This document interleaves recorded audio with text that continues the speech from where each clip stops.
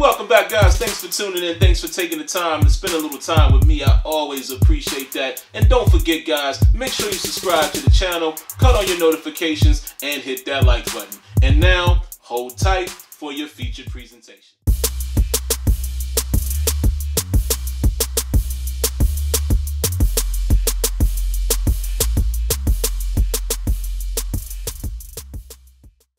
Alright, guys, so what we're going to talk about here is the big decision element and returning early, etc., etc. The problem here is it's always the same. I'll read to you what it says here in case you guys haven't seen it. I'm sure you have. But basically, as you can see, Antonio Brown is my starter. He's been hurt with a dislocated elbow, and it says the medical staff has cleared Antonio Brown for full participation. He's not quite 100% and has a high chance of re-injury if we bring him back too early. Now, here's the problem. If you guys have noticed, every single time it's always a high risk. I pointed this out last year, gave my feedback, but it's time to revisit this, guys, because it's still the same way here in Madden 18.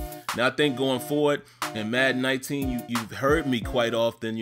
I've been on my rampage a little bit the last month or so, talking about features that I would like to see, brand new features in Madden 19 as far as CFM. But you got to start focusing as well on things that are already in the game. This is already there.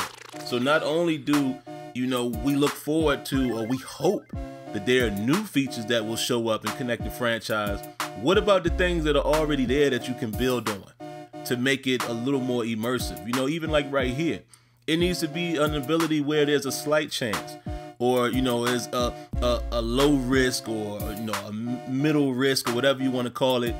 It needs to be a little more variance here instead of it always being a high risk injury. And if I'm not mistaken, I believe that, the difference in the ratings is always the same as well. I can't say that 100%. Maybe one of you guys can fact check that for me. But if I'm not mistaken, the point difference between when injured and not injured is always the same as well. I'm just taking a wild guess there, just, trying to go off of memory, but I don't know about that. But it seems that it's always the same. But either way, man, having it always be a high risk, it eliminates the whole big decision element. This ain't a big decision at all. I'm going to go with the starter. The backup. I'm going to start the backup. I'm not going to play through injury because I already know what the outcome is going to be. There's no variance. And then that leads me to another thing. Tying this into a new feature, a new element that I would like to see. I've said numerous times, the wear and tear. The body wear and tear like you see in NBA 2K, like you saw in Head Coach 09. And also adding progressive fatigue on top of that. Now, if you have that wear and tear and you can get the body graph and it shows you where, the elbow is at high risk. But along with that, his ankles are at a mid-grade risk. And along with that, he's having some issues with the shoulder. All of that can play into the big decision. And then on top of that, once I know exactly what's going on with his body, maybe I use him differently. Maybe now I only use him for certain situations. Maybe I bring him in the game on third downs just to get me, the first down.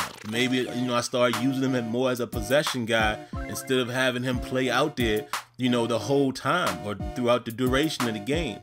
And based on that, you'd be able to see how much effect is being played, put on his body or what have you by using him in a limited capacity versus having him start. See, there's all kinds of variables that you can have stem from that. But like I said, man, we talk about new features all the time, but let's also focus on things that are already there. Because I haven't seen a change in this since it's been implemented. It's basically been the same. Big decisions was put in, 2-3 years ago? And it's been the same. It hasn't been any, any expansion to it or adding any new flavor to it or what have you. It's just very vanilla. There's no in between. So focus on that as well as getting some new features in here, man. And this game has got to get on that horse, man, of catching these other games, man, in terms of the depth and immersion when it comes to franchise mode. Because right now, Madden is definitely, behind the pack.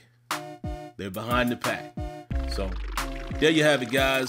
Quick feedback right there, man. Let me know your thoughts. Hit that like button. subscribe to the channel, cut on your notifications, and I definitely will see you guys in the next one. All right, until next time, let me know what you think. Peace.